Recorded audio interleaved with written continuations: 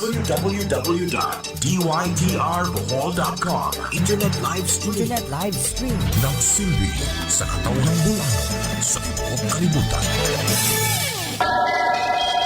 Atong taksa sa DYTR alas 2:04. Takna, atod ka nato sa First Consolidated Bank. Naghatag sa serbisyo nga financial sama sa salary loan, motor vehicle loan, real estate housing, o loans alang sa pagasugod o pagpalambo sa patigayon. I believe wherever dreams dwell, the heart calls it home, where the sun warms better than the sun elsewhere. There is a best place you can live a life, close to the ocean and under the sun. It is in the heart of the island, a piece of heaven we call Panglao. Get the best of both worlds, enjoy country life near the city. Ashira Crown, Katarman, basta Ashira, sigurado ka. Get the best of both worlds, enjoy country life near the city. Ashira Crown, Katarman, basta Ashira, sigurado ka.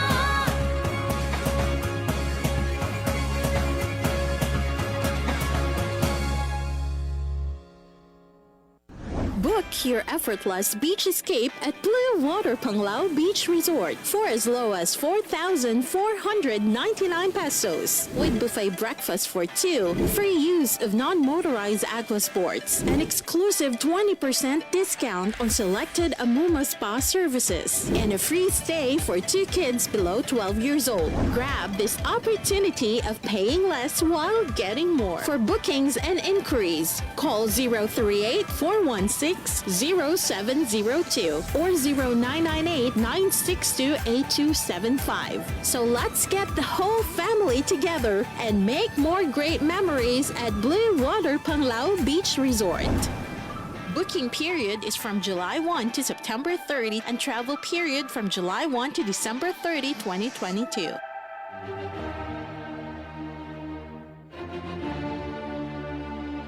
Newsmakers uguban pa. Mao kanya bagong tulumanon sa Radyo DYTR 1116 sa inyong mga radyo. Newsmakers uguban pa. Paminawa matag adlaw right here at our True Radio. Newsmakers uguban pa. Magahisgot sa mga balita ug sa mga nalambigit sa mga balita. Newsmakers uguban pa. A program that will also entertain discussion on celebrations, dedications, music, love notes, families, hopes, interests, joys, mentoring, business opportunities, people's achievements, stories of long ago, of today and of tomorrow, seminars, and many more. Newsmakers, uguban pa! Uban sa inyong anchor person nga si Ardy Araneta-Batoy, inubanan sa daghanan nga mga kauban. Newsmakers, uguban pa! Paminawa, uban sa kalipay yung katawa. Newsmakers, uguban pa! Siguradong malingaw ka!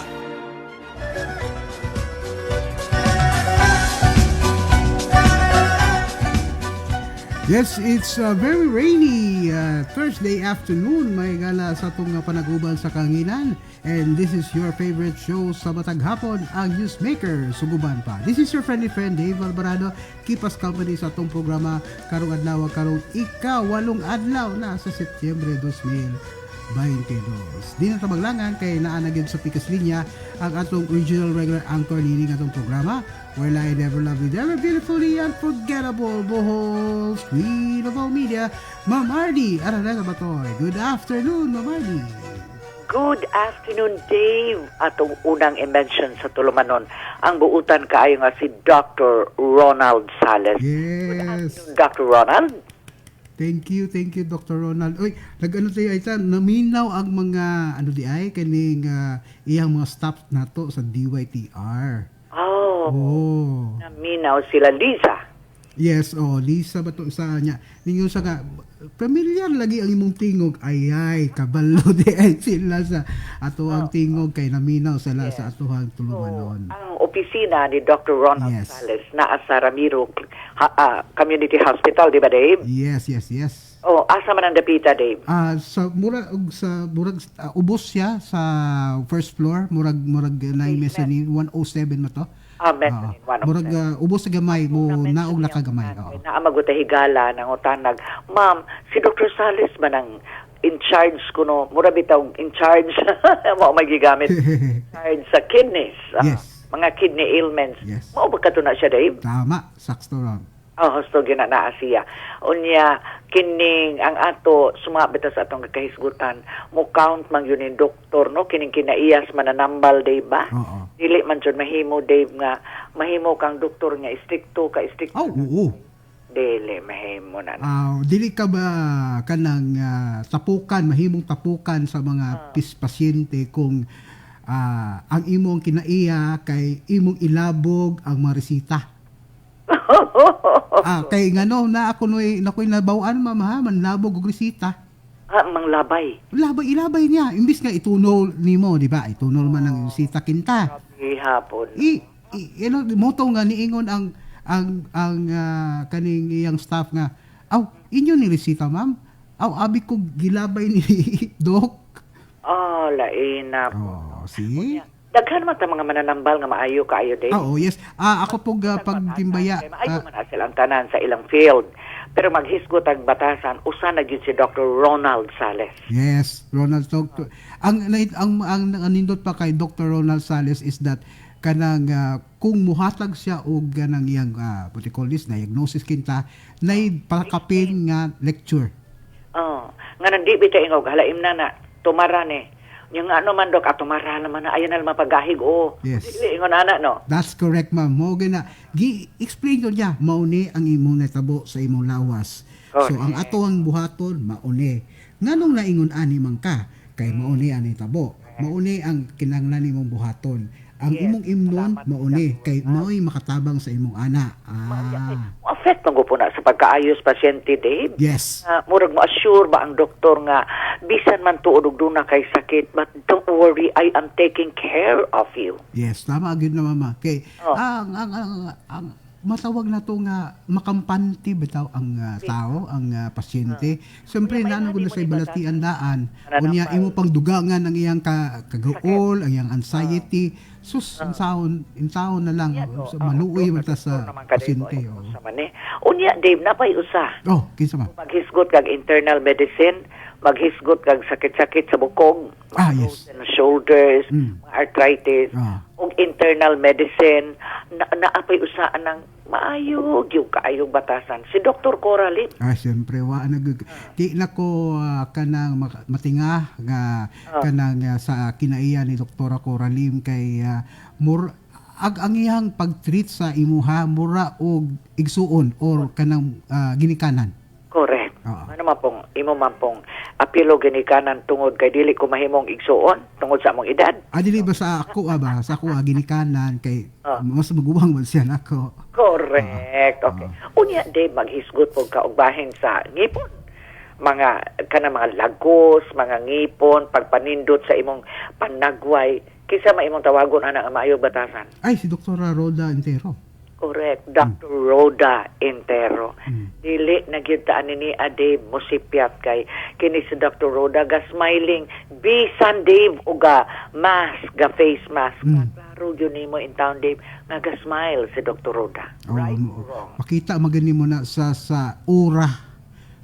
Sa ura og sa kanang usaon pagdala sa usa ka tawo ang iyang smile. Dili lang kay diha nimo makita ang iyang pahiyom sa iyang baba kundili sa iyang pagbarog, paghulagway og treatment sa kanang iyang mga pasyente. And siyempre, usa sa mga nabulahan na ang nindot nga smile si Inday Luneta Sr. Correct! Nagwapa ra ba ni si Inday Luneta Sr. somewhat? Uyag, Dave. Ika na po na intaw niyang tuig na ako, Dave. Ngano magadugay magaday? Aw gaagwanta gud siya sa akong batasan, ako pod gaagwanta po sa isang batasan. Pero at least kanang matawag nato nga masaligan. Ang importante man gud ana ma'am sa mga ingon ana is the trust. Yes. Unya kanang murag appeal na dud sila sa pamilya. Ako na ko'y magabuot o onsay isudan, magabuot, mga saba pa din. So sa to pa Anak. kanang forced nakakuun sa iyang ilutuon kinsa inig kasudan. Hostog yun. O maghisgot po ta, Okay. pediatrics. Pediatrics, yes. Mga bata. Doon na dyan isa ka nambal nga, wa pa maabot ang bata na paspultan, good morning, baby. Kinsa man na.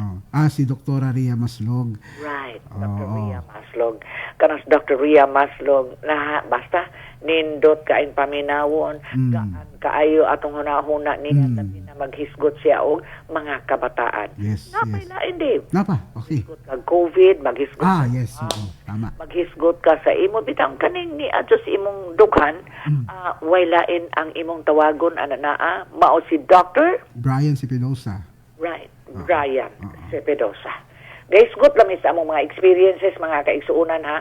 Nya miingon tingali mo, ngano man i-appeal ng uban, kalo isa Dios di mo man ni mga mananambal nga madali-dali dyan nato, Dave, di ba? Oo. Napay usa, Dave, duhani ka mananambal nga maogi adtuanan nato pananglitan magsakit imong dughan simbako, irregular heartbeat ka simbako, unya ka na mura ka ngano go kung ipangkuyawan man. Kuyawan, oo. Kinsay atong adtuon? Well, ang unang atuon nato pag hiskutan nato ang dughan bitaw si Dr. Kasan Baluyot. Kana, Dr. Kazan Baluyot. Di yun na mga saba. Dili po kahadlokon, ana. Naman po, ibang doktor lagi itong hibawan na may kuno, you are a walking time bomb. Anytime you might explode. Hadluka po na kayo, Dave. Mao to nga akong naskutan atong miaging adlaw nga naliman ka nga ipadali-dali na ko na di na lang saguan basta Hibaw. mura o ganang na kuyawan kaniya sa iyang ipagmusulti. Okay man ang tuganan tingali kas tinuod, pero dili ka na pinabundak ang tingog, Dave, no? Bitaw. Kato pinabundak kita taong tingog taon. Nanawag ko dayon, Dave, sa DOH, sa akong kaila. At tanawar ko niya ng doktora, kay, dili doktoraha. Doktoraha. Doktora siya, doktor gine, nga lalaki nga. Parang isog kayo, Dave, di ba? Isog lagi nga kanang mura og kanang di man lang ulay greetings gani wala sa nga mayong buntag ninyo or mayong udto ninyo unsa may ato. Unya, kumusta naman taron sa edi kay Lincoln, unsa may gibati? Gikuan na nig-BP, taas gamay. Lain now, Dave, oy. Unya, ang lain nga mananambal sa dughan. Ang lain akong mananambal, at natong mananambal rather sa dughan sa cardio si Dr. Ellen Kunanan. Pagkabuutan ko no ani niya. Yes.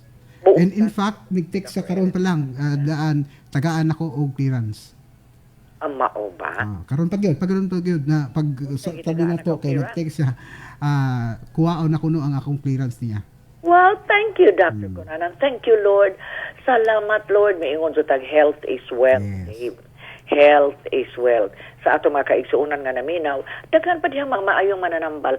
Pero, kadtong among ipanghisgutan, amo jutong mga kasinatian.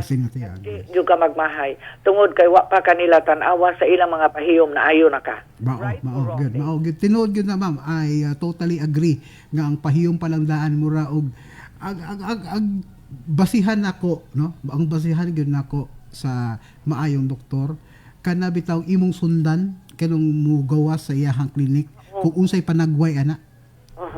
Kay pasabot kung malipay po na ang panagway anang igawas o imong gisundan nga pasyente, nindot ang panagway, nakangisi, nindot ang pahiyom, pasabot ana maupod na ang treatment sa imuha.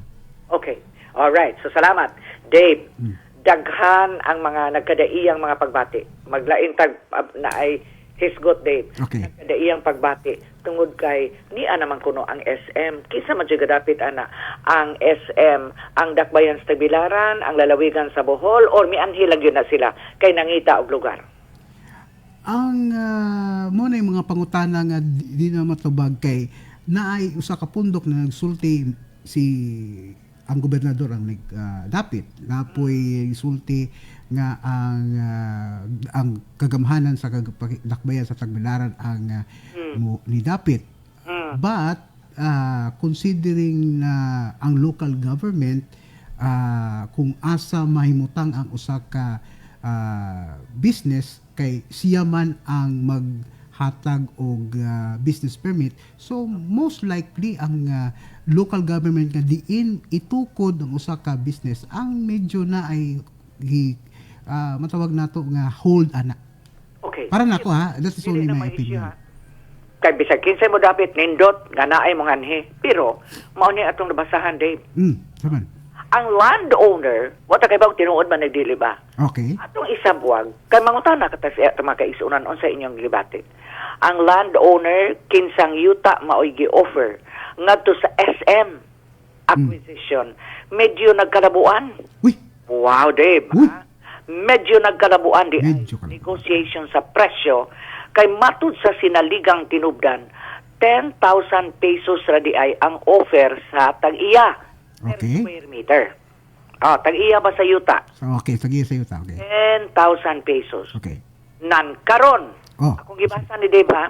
Oh. Dili ni akong pong. Nan karon. Pagkahibaw sa SM team from Manila, kay 15,000 pesos naman per square meter, Dave. Pilay tubo? 5,000. 5,000. Oh, that's 50%.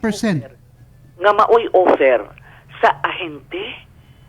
Unya, allegedly, kining ahente kuno, Oh. regular employee sa provincial government.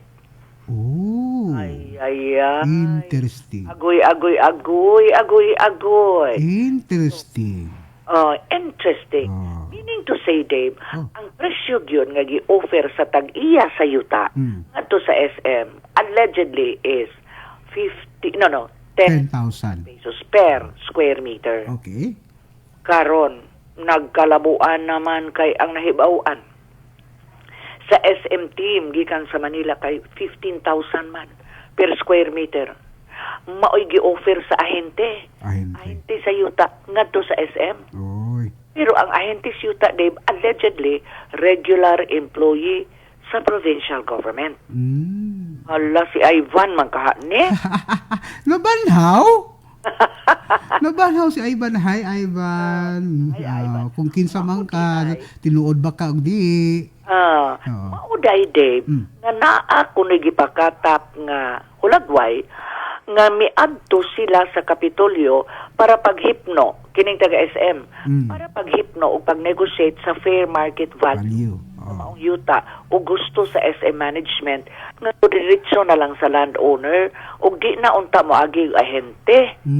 Mubalik ko no ang taga-SM karong October sa final negotiation. Matinuod ba nigmadili? Naadi ay Dave, na po'y nagpasiugdaan ni, mao na lagi na ayaw lagi mo pag una-una. Wa ko masuko, Dave, ha? Wala. Namuot lang ko, no? Namuot lang ko. Oo. So, sa imatan Dave. Mo lagi, ang ako lang ani ma'am, no? Dili lang siguro ta magdali-dali, aron di ta malangan. Unya, kanang nangahinti anak na Dave. Miagi nag-realtor. Ay, muna unang pangutana. Doon na ba na siya ay lisensya? Na.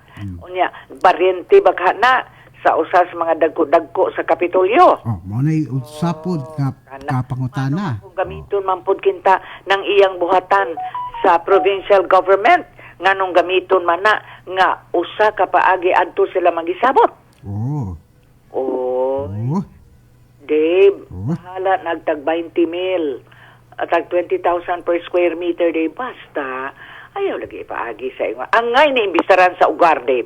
Yes, kana pong ugar, nindot na siya, ma'am. Ang ako lang is dapat fair tanan. Kung usay makita, makaplagan, regardless kung kinsa man na siya, why pili-pili, ibestigahan. Ayaw man kaayo. Maayo ang tinguha sa ugar. Yes. No? Labi na kay ang mga kinaituto ka sakop ani na kaila ko nga mayong kog believe ko. O man ko kaayo kaila ng uban. Number 1, si former Justice Gabriel Ingles. Okay. Usa na. Kinsa tutoy uban de, bo na ko kaila de. Basta escape my mind. Usa ka retired judge. Isa ba to? Retired judge? Atong awahago ng ugar. Unang imbestigaron. Mao na. Ikaduha. Kanang naamay mulo og yangongo sa mga katawhan. Nganong mupalit og sakyanan karon ang atong sangguniang panalawigan nga galisugod ang panahon. Oo. Mo na nga unsa may kalahian kaniadto nga dili ta magpadayon o palit o sakinan kay 2019 nga gibudgetan para 2020 wala madayon okay atong ato lang sabton kay ting COVID man ato so COVID. Pero pagka 2021 gibabagan gihapon kay napagyapoy COVID kinta. Unsa may kalahian karon nga naa pa man gihapon ang COVID. Unya wa pa gani matarok tong mga bahay atong uban, Dave. Yes, wa pa gani matarong. In fact, naay pa yung mga kaigsunan nato nga gitagaan og mga sin, mga na pasabot aw gikan sa Disyembre 9 months plus wa pa gyud mahimo matarong ang ilahang mga balay. Correct, tinuod. Wala ta miingon nga dili ta gustong mamalit silang sakyanan. Okay lang na nato, inyo man na naaka nga plano o gusto, pero tanawa ka mo ang misupak, kato mga misupak nga mupalit ka ni adto. Naunsa naman na karon nganong maangay naman mo kay kamo na po'y manakay? Mupalita sa atade. We are ready for our Newsmakers News.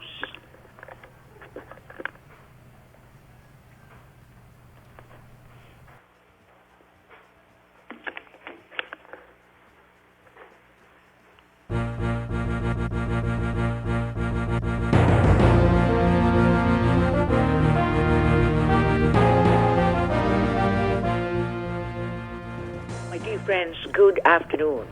Today is Thursday, September 8, 2022.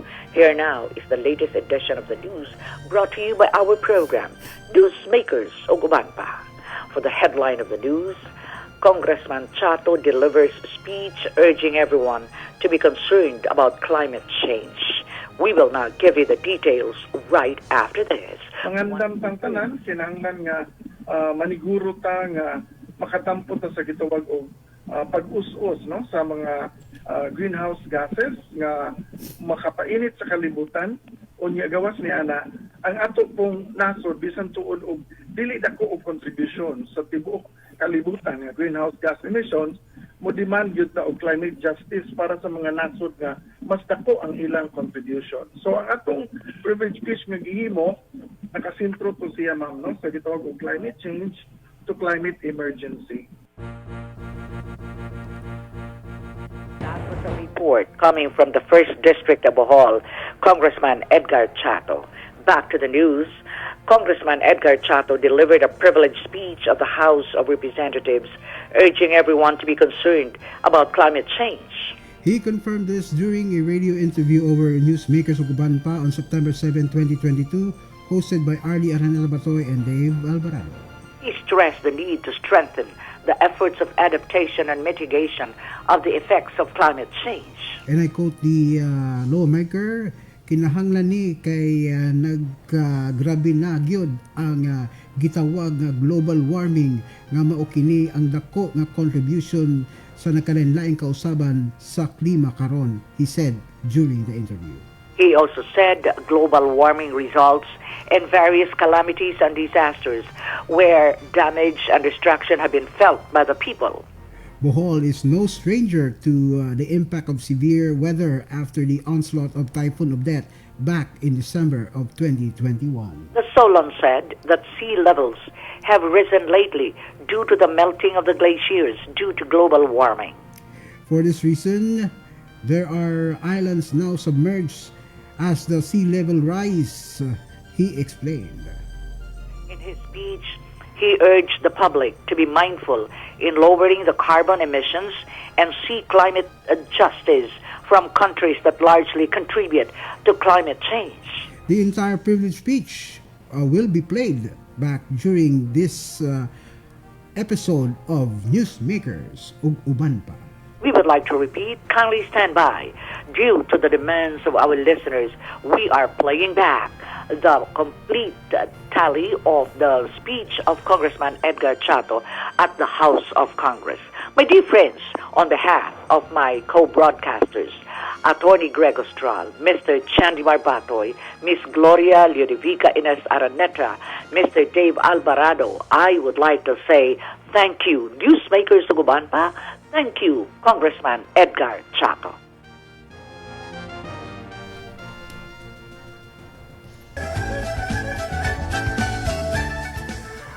Alright, balik ta sa tuwang nga tulumanon ang newsmaker. Suguban pa. Yes, Ma'am Ardy. Yes, Dave, atong ipabati ang kinatibukan sa maong pakigpulong ni Congressman Edgar Chato pagkakaron tungod kay daghang naminaw ni ana o gustong maminaw. Play, Larry. First District of Bohol, the Honorable Edgar M. Chato be recognized to avail of the privilege hour. The Honorable Edgar Chato is recognized. Thank you very much, Madam Speaker, my esteemed colleagues. A pleasant afternoon. I rise on a matter of personal and collective privilege as chair of the House Committee on Climate Change and as a dweller of this earth. As we destroy Earth, Earth destroys us. Sir David Attenborough, known naturalist and broadcaster, during the opening ceremony of the United Nations Climate Talks in 2018 said, "We are facing a man-made disaster on a global scale, our greatest threat in thousands of years." In recent years, due to the COVID-19 pandemic, the terms black swans and gray rhinos are again being used by risk managers and world leaders. Black swans refer to highly improbable or unpredictable event which has high impact or potentially severe consequences.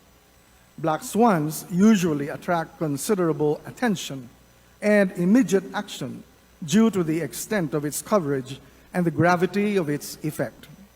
The opposite of black swans are gray rhinos. Gray rhinos refer to events that are highly probable, have high impact too, and yet neglected or ignored. A gray rhino is the 2-ton horny thing that is coming right at you. You have a choice to do something about it or not. It's a metaphor for the fact that so many of the things that go wrong in business, in policy, or in our personal lives are actually avoidable. We don't pay enough attention to the big obvious problems that are in front of us. The COVID-19 pandemic is considered a black swan due to the health impact and economic recession that came in its way, while climate change is considered a gray rhino. The threat of climate change are just as pervasive and its impact equally serious as COVID-19, and yet fails to attract attention and sense of urgency. This is probably because of the fact that some of the climate change impacts are slow onset events, which unfold over months, even years, such as sea level rise, increase in temperature, or ocean acidification. But we know that climate change is very much responsible for extreme weather events, droughts, and even food insecurity, which has immediate and considerable impact to the people and the environment. Hence, it is surprising how people still manage to take it for granted with a business-as-usual attitude, even though scientific studies show that its consequences will come much sooner than we expected. Climate change is no longer a threat. It is here and is rapidly getting worse. UN Secretary General Antonio Guterres said, "Climate change is moving faster than we are, and its speed has provoked a sonic boom, SOS, across the world. We face a direct existential threat." Climate change impacts our current events. Last 2022 in South Korea, thousands of homes and buildings were flooded in Seoul and nearby areas following torrential rain said to be heaviest in 80 years. On August 13, 2022, The Guardian reports that Europe's mighty rivers are facing severe drought in 500 years. Iran and many other countries in the Middle East are also experiencing drought like never before. A few weeks ago, France battles a monster wildfire as heat and drought scorch much of Europe this summer, forcing thousands to flee their homes. Then, just last week, in the same country, Torrential rainfall hit Paris on Tuesday evening after a recent heat wave across France, inundating metro stations and submerging streets in the French capital.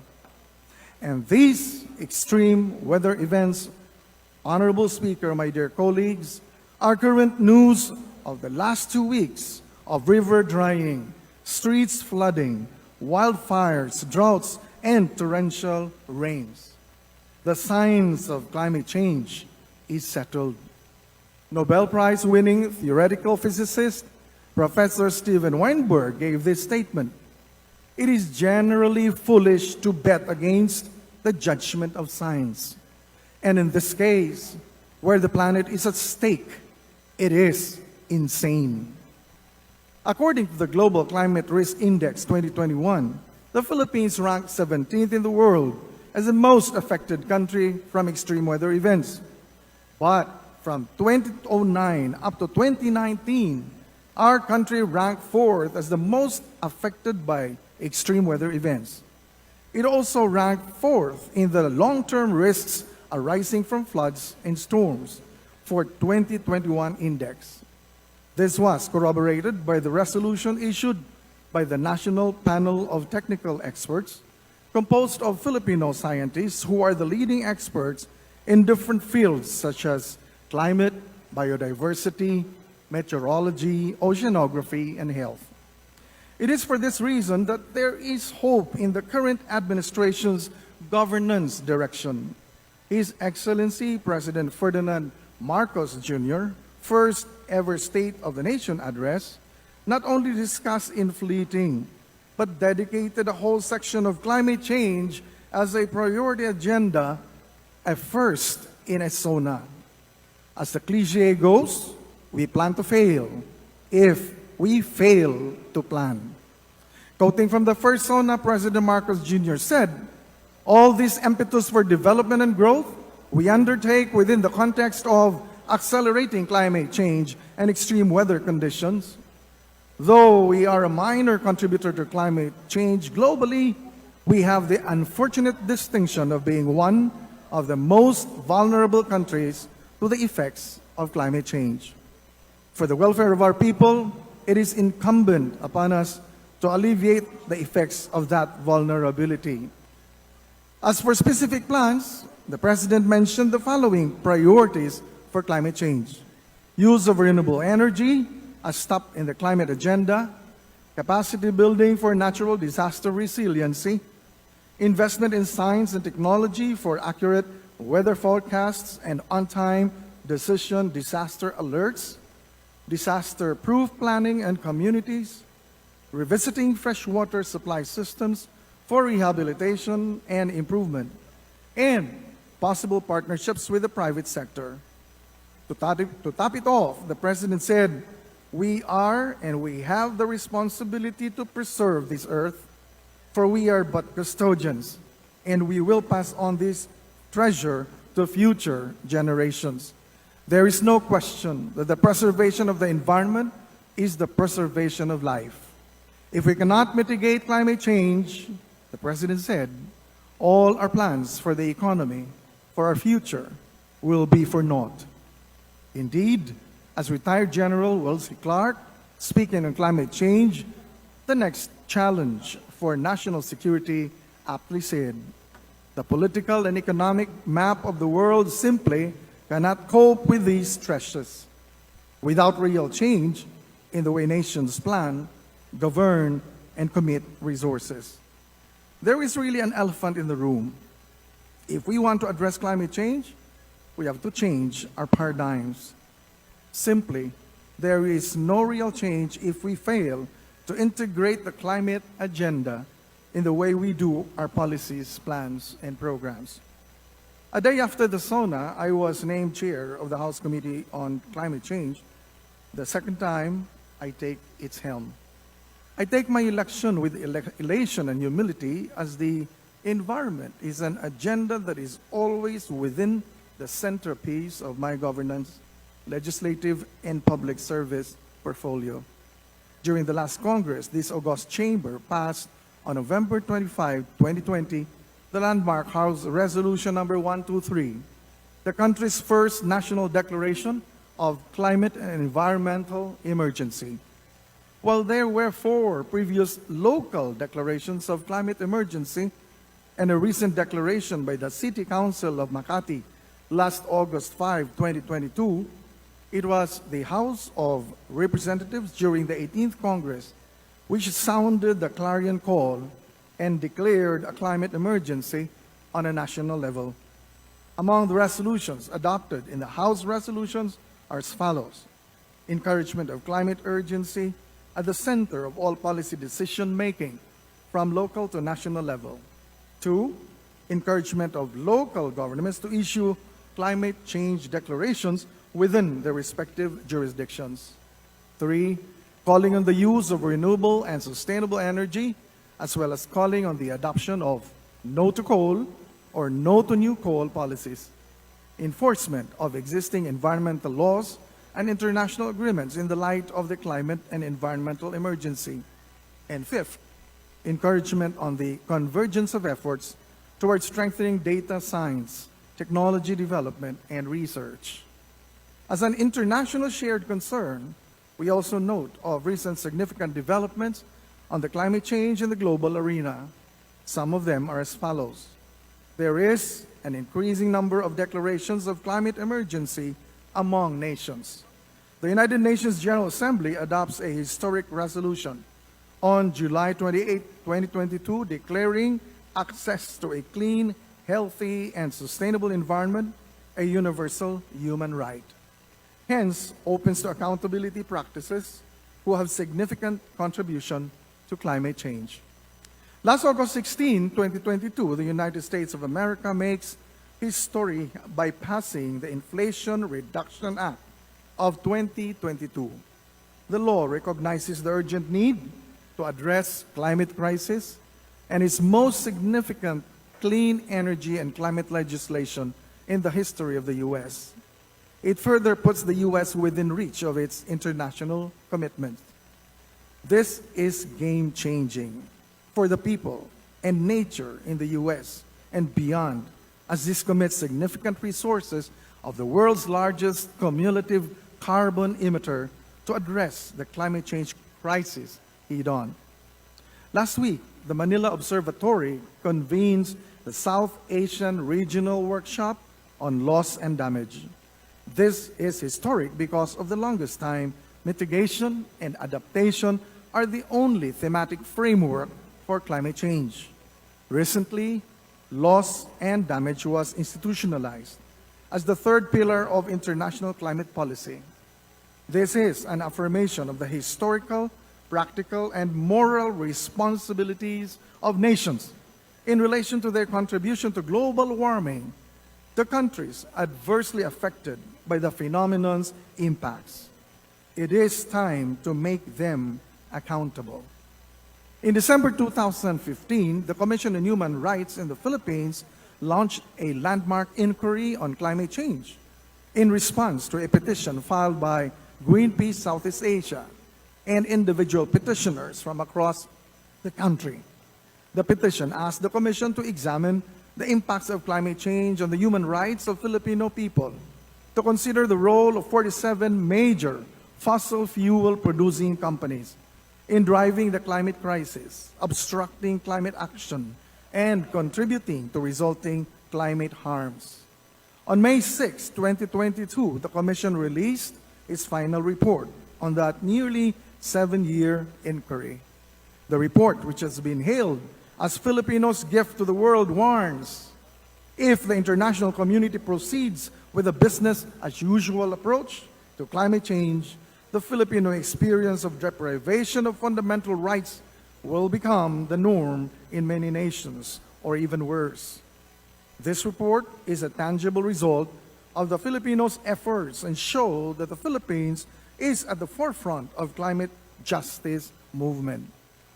The Department of Education is also very proactive in integrating climate change education through programs, projects, and activities aligned with the K-12 curricula in relation to Republic Act 9729 or the Climate Change Act.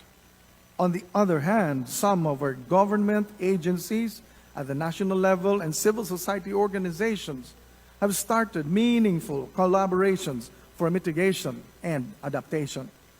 On renewable energy, efforts to transition to renewable energy was made as early as 2008 through the enactment of Republic Act 9513, which provides for the Green Energy Option Program. We have crossed the line a long time ago. In this day and age, we are not dealing anymore with climate change, but with climate emergency. Take cue from the direction laid by President Marcos Jr. The international and local initiatives on climate change, the science now prevailing, as well as the urgency of climate emergency and justice, the Committee on Climate Change in the 19th Congress is ready to take our responsibility and privilege of ensuring a healthier earth for the next generation and the generations to come. Hence, first, we commit shifting to emergency mode. We are categorically raising the alarm and sounding siren. We have a number of national and local environmental laws in place, but at this point in time, either they are insufficient or their implementation is simply inadequate. Second, all matters and programs that will be brought before the committee will be sifted through the climate emergency lens. Climate emergency will be the name of the game. Hence, necessity, urgency, and justice will be our guiding framework. Third, we duly recognize the challenge on the referral of bills on climate change and related issues in view of the fact that climate change is a concern which cuts across various themes such as environment, energy, natural resources, and the like. We seek the support of the Committee Affairs Department and the Committee on Rules in ensuring that the bills with climate change implications be referred likewise to our committee. Fourth, the committee will ensure wide-based consultation with stakeholders, both in the public and the private sector, in the pursuit of its mandate. The committee will engage closely with the Climate Change Commission, as well as the local government units through the DILG, and work within the framework of interagency collaboration, as mandated under the Climate Change Act. Fifth, the committee will constitute a climate change forum, which will be composed of experts on various fields on climate change. This forum will be a consultative mechanism, initially to devise a climate emergency agenda, and further on, to advise the committee on all matters falling within their respective expertise. Six, we seek the support of the House leadership to allow the convening of the Joint Congressional Oversight Committee on Climate Change to monitor compliance with the Climate Change Act and relevant laws, and in the process include review of existing laws for possible amendments or proposal for new legislation. Seventh, we will cooperate and push for a climate change summit in accordance with Proclamation 1667, providing for a Global Warming and Climate Change Consciousness Week. And finally, we will also be ensuring that climate financing works solely towards programs on climate change and be accessible to qualified beneficiaries and partner stakeholders. With the budget season at hand, this is the most appropriate time to ensure that the 19th Congress passes a climate change sensitive and responsive budget for the year 2023. I would like to end this statement again by UN Secretary General Antonio Guterres. What we are doing, which means our money, to boost hurricanes, to spread droughts, to melt glaciers, and bleach corals, in one word, to destroy the world. Come to think of it, the statement is bitterly true. We are spending to hurt our environment, and unless we get our acts together in a whole-of-nation approach, the efforts will be not only be inconsistent, worse, it will be contradictory.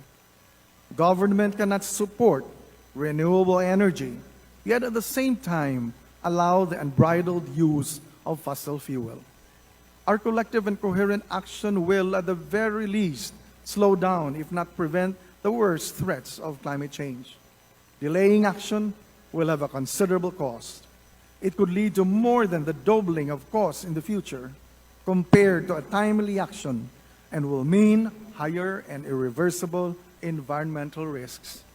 If we fail to pay heed to the increasing sound of climate and environment alarm bells, all our efforts to rise from this pandemic, to provide employment, to rebuild businesses, to improve our tattered economy will be futile.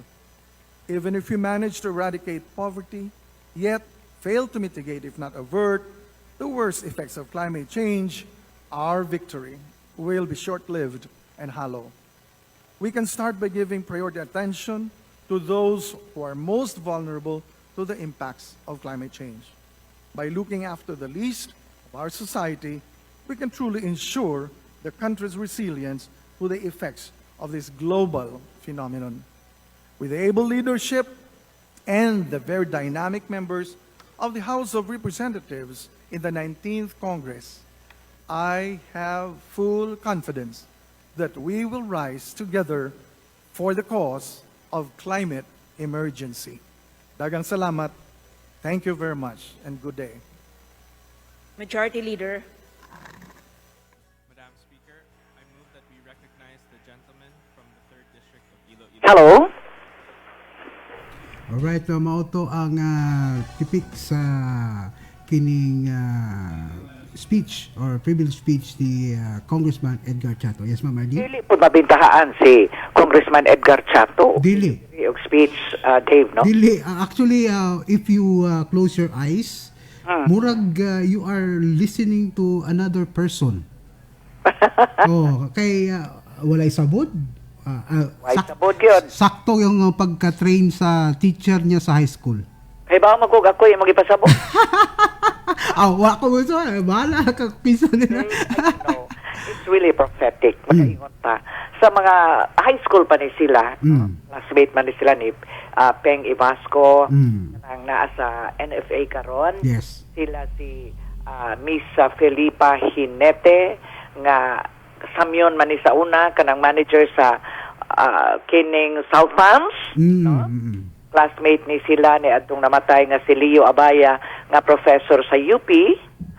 Unya classmate ni sila ni Marina Salamanca. Amo ba? Yes, the Division Superintendent of Schools sa Siquijor. Yes, yes. Mag-speech na gani mi Dave. Di man ko masugot lagi og dili mo barog. Kay unsa may hinungdan, unsa ang man nimo pagpasar og subject nga speech og sige kag suwat. Bitaw. Diba? Sakto. I just want to know, ma'am, during your time na naboy mga uso na ba ng speech labs? Of course. Okay. It was in our time that we initiated the speech laboratory. Magpasalamat ko kaayo sa Divine Word College pa ni kaniadto. Tungod kay gipadagyod ta Dave sa training on speech improvement, dili na may ngan og improvement ana ron kay, meaning to say og speech improvement wa pa ma-improve kuno imong speech. Pwede kanang gakanga pa ka o di ka kamao mo speak, okay. Yes, ang ga-train gyud nato ni atong tungora Dave ang author sa libro.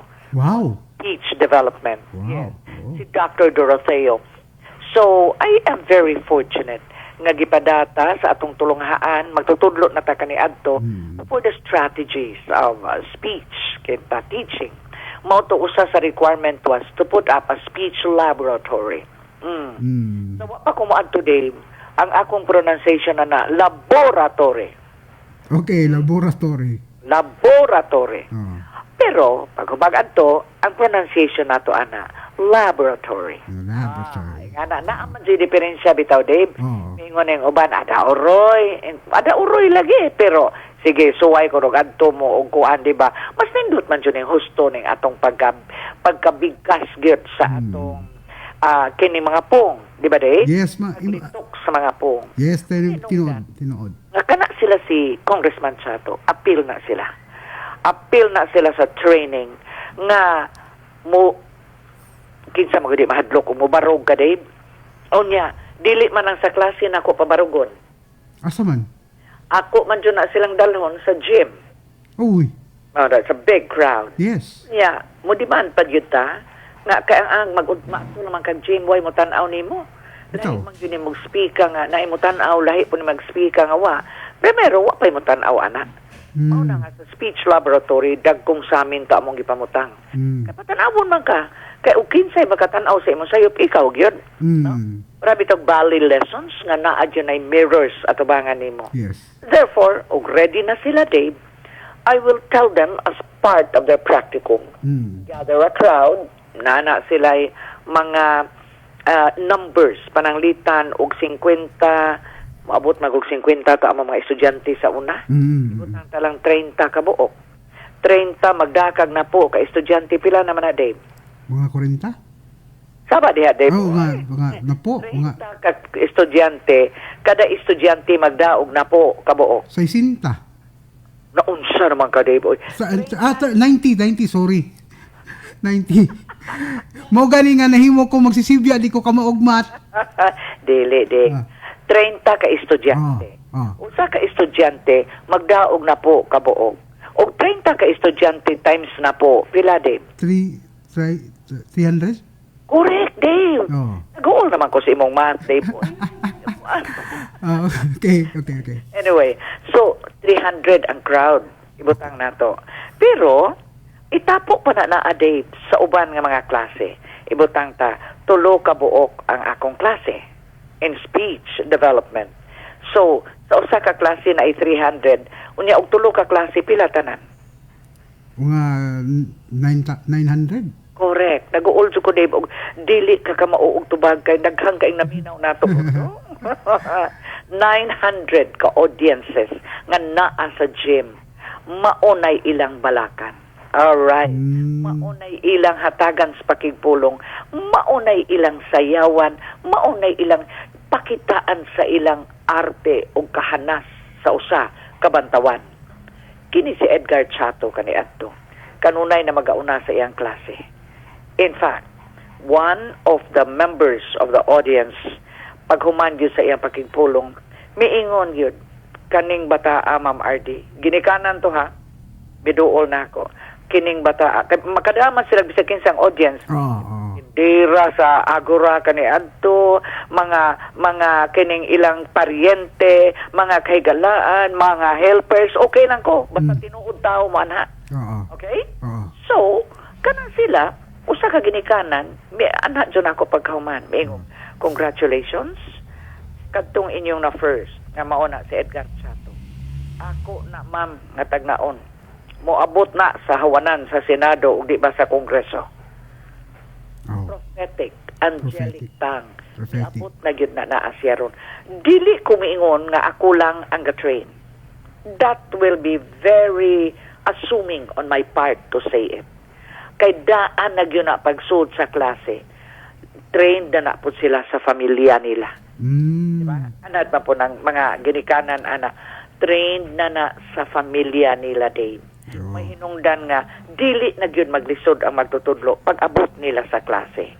Unya, nahimo na siyang SK, chairman, nahimong mananaog national level sa iyang gihimo nga leadership, nagama to siya libro kaniadto, mihangyo siya, ma'am, i-edit lang ni. Mao lagi na pag-edit, dili jud hibaw naman kag kitay mo edit, Dave, ug ikaw mo edit. Bisag ultimong kama ipabalhin ka 20 ka panahon. Right? Yes, right, that's correct. He knows his turf. Naibaw gyud si Edgar Chato, congressman, ug unsay iyang pagahimoon labi na ng pakigpulong. He writes his own speeches, Dave. And I think so, yes. I totally agree. Okay. He writes his own speeches, although ang iyang chief of staff, si Abel, Attorney Abel Damalerio, usapotas naka-train ni anak ni atong panahon na, Dave, maayo po na kaing musuwat. Abogado god. Abogado god. Edgar Chato writes his own speeches. Unya, inigabot lagi, unya, daan na siyang leader. Kanunay mga presidente sa ilang klase, dili gyud kakakita niya Dave magmugot. Wa gyud. Kuan gaan gyud kaayo buot ng bataan. Maunang kanang ilang giingon karon nga si Edgar Chato agahimo og balaod, although it is a parody, pero nakasabot ba ng tanang tao og parody? Oo. Mao gyud Mao mangutan na gina nako kung sa may parody kanang Ma'am Ardy. Mangutan na gina siya. Mao nang tukaran ako og Paro G. Paro Paro-parody naman po. Ay, buha. Exactly. So not all literature students would understand Yes. the intricacies of what a parody is, of Yes. what a satire is. Yes. That's why when people would defend the issue of Bohol crocodile and unsa pa na Abante TV baka to na nga may isa ilang pagpanagdaot ni Congressman Chato. Wa man ko miog mo depensa Dave, but I find it very unfair. Yes. Miingon sa kong very unfair for them to really, og miingon mo nga you are issuing a parody. First of all, explain na sa ninyo og unsay bote pasabot og parody. Galing ba ya kamo mismo nga naghimo ni ana? Wa mo kasabot og unsay parody. Parehara kung mo issue kag joke, Dave. It's a no-no in public speaking that you are going to tell your audience, I will give you a joke. Of course not. Dili na mao. Because in giving the joke, you don't have to tell people unsaon man yung pagkaibaw nga efektibo inyong joke if people would laugh. Right? Yes, correct. So, og dili mo katawa ang mga tao. You are a failure, Dave. Yes. That is why am I bringing this into the fore. It is because ako, sinati yung ko kaayo ni Edgar Chato sa bata pa na. Kay nagtubo yun na nga trained, well-disciplined, participative, collaborative. All right. That is why I am very proud of that particular person. Yes. Kung unsa man ang mga bato, nga kung unsa man ang mga lapok nga gibato diha niya karong panahon na Dave, maybe suma sa iyang giingon, that is part of a politician's life. Right? Yes. Mutuo ka kaana, Dave. Yes, mutuo ko, but we don't have any more time kay 3:01 na. So we need to say bye-bye. Napupos atong panahon. Napatay time, Dave, pero napupos na. Yes. Oh, okay. So on behalf of the Office of Congressman Chato nga itong hisgutan karon, on behalf of all our broadcasters, kininyong higalas kanginan si Ardy, Araneta-Batoy, nga maingon, let us be fair, let us be just, let us spread love instead of hate. Babush! Mwah!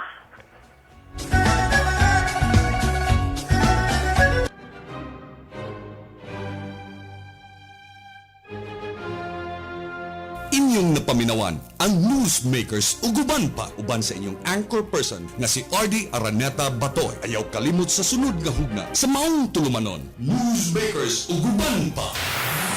www.eytrbohol.com